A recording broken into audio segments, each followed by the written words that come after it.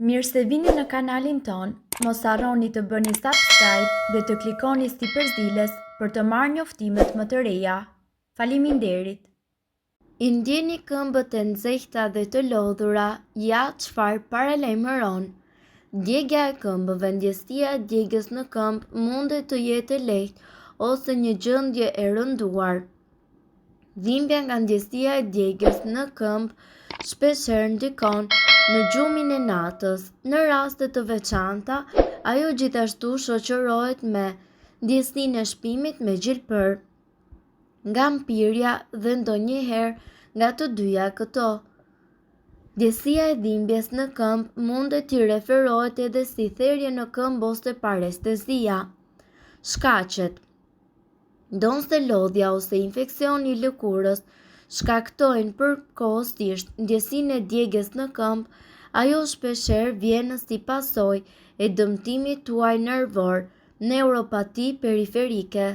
Ky i fundit ndodh për shkaqe nga më të ndryshmet, ku përfshihet diabeti, alkolizmi, ekspozimi ndaj toksinave, mungesa e vitaminës B. Disa nga shkaqet e ndjesisë së djegjes në këmbë: abuzimi me alkoolin, këmba e atletit, sëmundje kronike të veshkave, neuropatia diabetike, që është dëmtimi nervor i shkaktuar nga diabeti, hipotiretoza, sindroma e tunelit tarsal, anemia.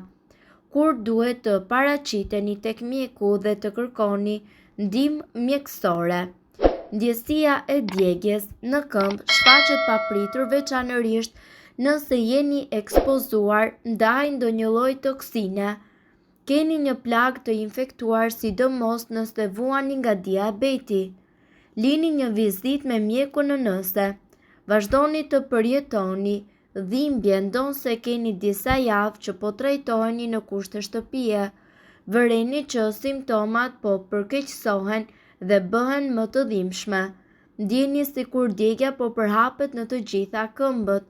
Nuk i ndjeni me këmbët apo gishtat e këmbëve. Nëse ndjesia e djegjes në këmbë është e vazhdueshme ose nëse nuk ka një arsye të dukshme, atëherë mjeku do të kryejë ekzaminime për të përcaktuar nëse vjen si pasojë e ndonjë gjendje të caktuar shëndetësore që shkakton neuropati periferike. Në përgjithësi, shumë njerëz nuk i kushtojnë shumë vëmendje këmbëve, si në kujdesin e atyre, ashtu edhe në simptomat që ato paraqesin her pas here. Por a e dini se këmbët tuaja janë pjesa e trupit që thon më shumë për shëndetin se çdo pjesë tjetër? Nëse ju i kushtoni vëmendje atyre, do të kuptoni shumë gjëra që nuk shkojnë me shëndetin tuaj. Gishtat të mpirë. E keni humbur ndonjëherë ndjesinë e gishtave, apo kur është shumë ftohtë dhe gishtat tuaj janë të mpirë dhe të bardhë, kjo është një shenjë që ju keni një qarkullim të dobët të gjakut. Kur enët e gjakut nuk furnizohen me gjak të mjaftueshëm siç duhet, atëherë kjo shkakton një qarkullim të dobët të gjakut dhe gjymtyr gjithmonë të ftohta dhe të mpira. Ndjesi shpimi ose gjilpërash në këmbë. Nëse keni pasur ndjesi shpimi si gjilpërash në këmbë, kjo mundet që të jetë një shenjë e diabetit. Kjo sëmundje shkakton një ndjeshmëri dhe ndjesi djegje në këmbët tuaja. Gjithashtu, mundet që të keni thonjë të dobët dhe gjithashtu të cilët thyhen lehtësisht. Thonjtë e brisht munden që të lidhen me mungesë vitaminash, anemi ose çrregullime të tiroides. Në varësi të thyrjes, ngjyrës dhe të shtresëzimit të thojt, mundet dhe të përcaktohet se nga vjen ky problem. Këmbët janë ndër pjesët e organizmit të cilat tregojnë shumë probleme që kanë lidhje me shëndetin ton. Përmes një vështrimi të kujdesshëm, ju mund të mësoni se çfarë nuk shkon në organizmin tuaj. Këmbë me qime. Pavarësisht gjinisë, në pjesën e sipërme të këmbës dhe zonën e gishtërinjve ka përherë disa qime. Nëse vini re, krejt papritur që qimet ju bien dhe zona në fjalë bëhet më e lëmuar siç duhet, Mund të keni probleme me qarkullimin e gjakut, konkretisht me sëmundjen kardiovaskulare, arterioskleroza e cila shkakton ngurtësim të arterjeve. Sëmundja e thonjve. Në momentin që ju shikoni se thonjt fillojnë të hollohen, lakohen dhe deri diku marrin formën e lugës, kjo vjen si pasojë e mungesës së hekurit në gjak ose anemisë. Plag. Nëse prej kohësh jeni lënduar në këmbë dhe ajo ka marrë pamjen e një plage e cila qëndron aty prej kohësh dhe nuk shërohet, mund të jeni duke vuajtur nga diabeti. Këtë lloj plagësh quhen ulcera diabetike. Me kalimin e kohës, nivelet e larta të glukozës dhe yndyrave në gjak dëmtojnë nervat dhe bëjnë të vështirë mbylljen e plagëve. Këmbë të ftohta. Nëse këmbët i keni ekstremisht të ftohta, kjo mundet që të jetë gjithashtu një shenjë mos funksionimi të tiroides.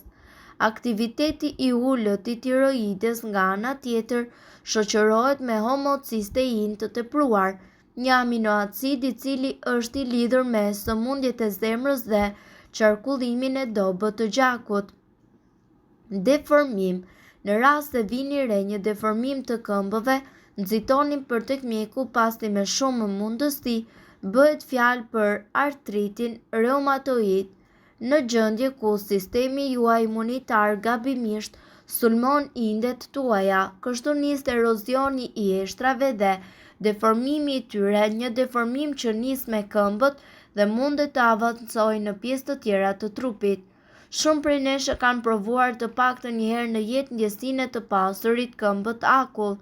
Ndryshimet në temperaturën e gjymtyrëve, shëndeti dhe stili i jetesës janë disa prej shkaktarëve kryesor të akullnajës tuaj në këmbë. Në këtë video, ju do të mësoni për disa nga shkaqet mjekësore të këmbëve të ftohta. Ndjesia e të ftohtit në këmbë është një nga reagimet normale të trupit ndaj temperaturave të ulta. Kur trupi futet në një zonë të ftohtë, enët e gjakut në këmbë dhe duar shtrëngohen, duke paksuar qarkullimin e gjakut në këto zona. Këmbët dhe duart ndodhen shumë larg nga organet jetësore, ndaj një qarkullimi i paktë i gjakut drejt tyre ruan ngrohtësinë dhe qarkullimin në zona më të rëndësishme. Me kalimin e kohës, qarkullimi i mangët i gjakut shkakton njëkohësisht mungesa të oksigjenit, një gjë e cila shkakton mavijosjen e gishtave. Zakonisht një simptom e tillë mundet që të shkaktoj edhe probleme të zakonshme të këmbëve tuaja. Nga ana tjetër, roli i stresit dhe i ankthit janë fajtor të këtij problemi. Një nga kundërpërgjigjet më natyrale të trupit ndaj stresit apo nervozizmit është që të lëshojë më shumë adrenalinë në gjak. Ajo shkakton enët periferike të gjakut që të shtrëngohen. Një gjë e tillë e bën më të vështirë furnizimin me gjak në zonat ekstreme. Gjithashtu, probleme me qarkullimin. Qarkullimi jo i rregullt i gjakut shkakton ftohje të përsëritur të këmbëve të duarve. Qarkullimi problematik vjen si pasojë e një jetese sedentare ose qëndrimi të ulur për shumë kohë. Anemia. Në disa raste, anemia manifestohet edhe me ftohje të këmbëve. Kjo sëmundje shfaqet në mungesë të sasisë të duhur të ruazave të kuqe të gjakut, kur mungon hekuri, vitamina B12, folati ose ka probleme me veshkat. Diabeti.